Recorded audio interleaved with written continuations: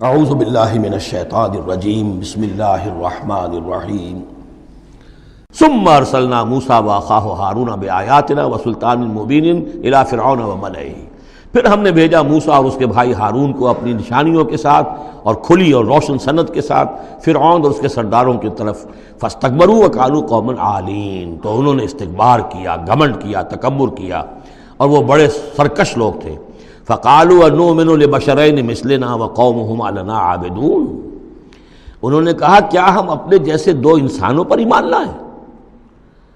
جبکہ ان کی قوم ہماری محکوم قوم ہے۔ یعنی ایک تو یہ کہ انسان ہے ہم جیسے، وہ تو حضرت نوح نے بھی کہا تھا، حضرت نوح کے بارے میں بھی کہا گیا، حضرت ہود و صالح کے بارے میں بھی، لیکن یہاں تو ایک اور بات ہے،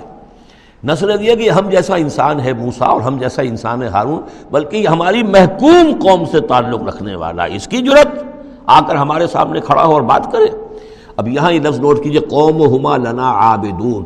عبادت کا اصل جو ہے جوہر یہاں سمجھ میں آئے گا آپ کے۔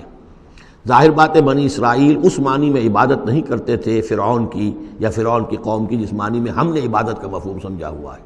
پرستش تو نہیں کرتے تھے، اطاعت کرتے تھے، مجبور تھے۔ یہاں اطاعت کے لفظ کو عابد سے تعبیر کیا گیا ہے، ہمارے غلام ہیں، ہم جو چاہیں کریں، ہمارا اختیار مطلق ہے، حکم دے دیا ہے ان کے جو بھی لڑکا پیدا ہو قتل کر دو، جو لڑکی ہو زندہ رکھو، ہو رہا۔ تو ان کی قوم تو ہماری عابد قوم ہے، ہماری غلام قوم ہے، اور اس غلام قوم کے دو افراد کی بات ہم مان لیں۔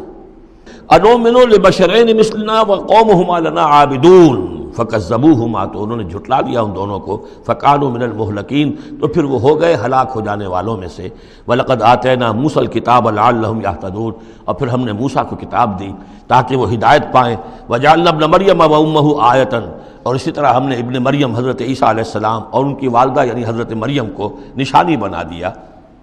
وَآوَيْنَاهُمَا إِلَىٰ رَبْوَةٍ ذَاتِ قَرَارٍ وَمَعِينٍ، اور ہم نے انہیں پناہ دی ایک اونچی جگہ پر، ایک اونچے ٹیلے پر کہ جہاں ٹھہرنے کی بھی جگہ اچھی تھی اور صاف اور ستھرا پانی بھی موجود تھا۔ اس کے بارے میں اختلاف ہے کہ ایک تو یہ بھی ممکن ہو سکتا ہے کہ جس ٹیلے پر ولادت ہوئی ہے اور درد ذہ کے وقت جا کر حضرت مریم سلام علیہا نے پھر کھجور کے درخت کی جو ہے شاخ اور جڑ کو بھی پکڑا ہے، یا تو وہی ہے کہ وہیں کچھ عرصے پھر مقیم بھی وہ رہی ہیں، واللہ عالم۔ لیکن ایک اور بھی اس کے بارے میں ہے کہ چونکہ جو اس وقت وہ بادشاہ تھا ہیرودیوس، کہ جو یہودی بظاہر پپٹ کنگ تھا، اصل میں تو اس وقت بھی حکومت جو ہے وہ رومنز کی تھی،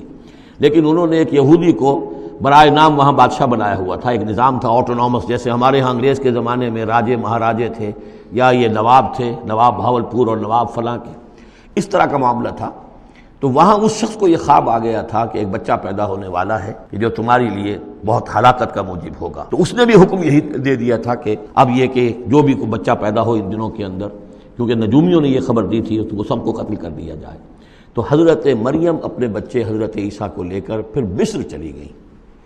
اور تقریباً 10-12 سال کی عمر جب ہوئی ہے حضرت عیسیٰ علیہ السلام کی، تب پھر وہ واپس آئی ہیں، جبکہ اس کنگ کا بھی، اس بادشاہ کا بھی انتقال ہو چکا تھا، تب پھر وہ واپس آئی ہیں فلسطین میں۔ تو یہ چونکہ بائبل میں بھی ہے اور یہ بعض روایات میں بھی ہے، تو دونوں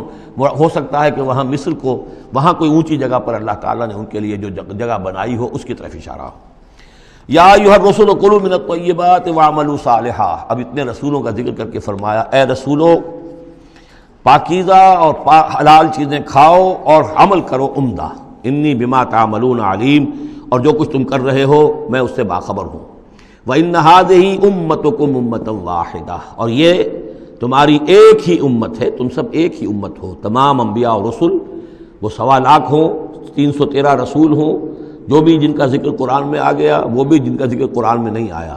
وَرُسُلًا قَدْ قَصَصْنَاهُمْ عَلَيْكَ مِن قَبْلُ وَرُسُلًا لَمْ نَقْصُصْهُمْ عَلَيْكَ، یہ سورہ نساء میں یہ الفاظ آ چکے ہیں۔ وَأَنَا رَبُّكُمْ فَاتَّقُونِ، تم سب ایک امت ہو اور میں تمہارا رب ہوں، بس میرا ہی تقوی اختیار کرو۔ فَتَقَطَّعُوا أَمْرَهُمْ بَيْنَهُمْ زُبُرًا، لیکن لوگوں نے اپنے معاملات کو اپنے مابین تقسیم کر لیا، ٹکڑے ٹکڑے کر لیا۔ اب یہ عیسائیت ہو گئی، یہ یہودیت ہو گئی، یہ فلانیت ہو گئی۔ کل حزب بما لدیہم فرحون، اور ہر گروہ جو ہے جو کچھ اس کے پاس ہے اس پر وہ اترا رہا ہے، خوش ہے، بس حق ہمارے پاس ہے، باقی سب باطل ہیں، یہ ایک خیال سب کو ہو گیا ہے۔ فذرہم فی غبرتہم حتی حین، تو اے نبی انہیں ذرا چھوڑے رکھیے، انہیں نظر انداز کیجئے، یہ اپنی اسی مدہوشی کے اندر رہیں ایک وقت معین تک۔ اَیَحْسَبُونَ أَنَّمَا نُمِدُّهُم بِهِ مِن مَالٍ وَبَنِينَ، کیا وہ یہ سمجھتے ہیں کہ یہ جو ہم ان کو مدد پہنچا رہے ہیں بیٹوں اور مال کی شکل میں، ہم جو دیے جا رہے ہیں ان قریش کے سرداروں کو، نُسَارِعُ لَهُم فِی الْخَیرَات، کیا وہ سمجھتے ہیں کہ ہم ان کے لیے بھلائی کے لیے کوشاں ہیں، ہم چاہتے ہیں کہ ان کی بھلائی ہو؟ یہ بھلائی نہیں ہے، بل لا یشعرون، وہ جانتے نہیں۔ 2 مرتبہ سورہ توبہ میں وہ آیت آ چکی ہے کہ یہ نہ سمجھیں، فلا تعجبک اموالہم ولا اجسامہم انما یرید اللہ ان یعذبہم بہا فی الحیات الدنیا، اللہ تعالیٰ اسی مال و اسباب کے ذریعے سے دنیا کی زندگی میں بھی ان پر عذاب نازل کرے گا، اور اللہ چاہتا ہے کہ ان کی جان نکلے اسی کفر کی حالت میں۔